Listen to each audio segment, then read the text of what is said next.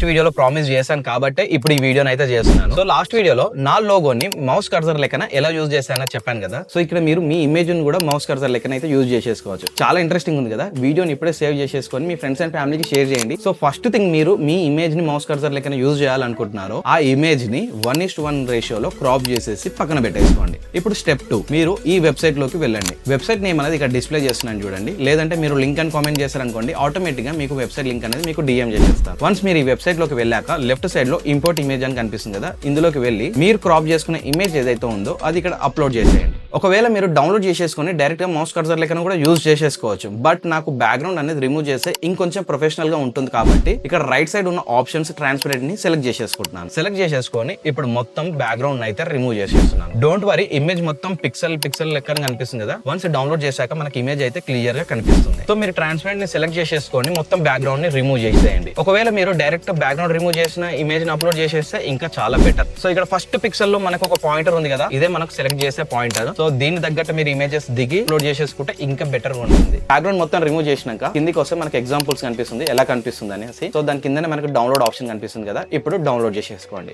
Step number 3, ఇప్పుడు మీరు Windows settings లోకి వెళ్ళండి, బ్లూటూత్ అండ్ డివైస్ లోకి వెళ్ళండి. ఇక్కడ మౌస్ అని ఉంటుంది కదా, ఇందులోకి వెళ్ళండి. కిందికి వెళ్ళినట్టయితే అడిషనల్ మౌస్ సెట్టింగ్స్ అని ఉంటుంది కదా, ఇందులోకి వెళ్ళండి. ఇప్పుడు చిన్న పాపప్ అనేది ఓపెన్ అవుతుంది. ఇందులో మీరు పాయింటర్ అనే ఆప్షన్ లోకి వెళ్ళండి. ఇక్కడ కింద బ్రౌజ్ అనే ఆప్షన్ ఉంది కదా, ఈ బ్రౌజ్ అనే ఆప్షన్ ని క్లిక్ చేశారనుకోండి, మనకు ఇమేజ్ అప్లోడ్ చేయమంటుంది. మీరు మౌస్ కర్సర్ లెక్కన డౌన్లోడ్ చేసిన ఫైల్ ఏదైతే ఉందో అది ఇక్కడ సెలెక్ట్ చేసేసుకోండి. అప్లై క్లిక్ చేసి ఓకే క్లిక్ చేశారనుకోండి, ఇప్పుడు మీ ఇమేజ్ తో కూడిన మౌస్ కర్సర్ అయితే రెడీ అయిపోయినట్టే.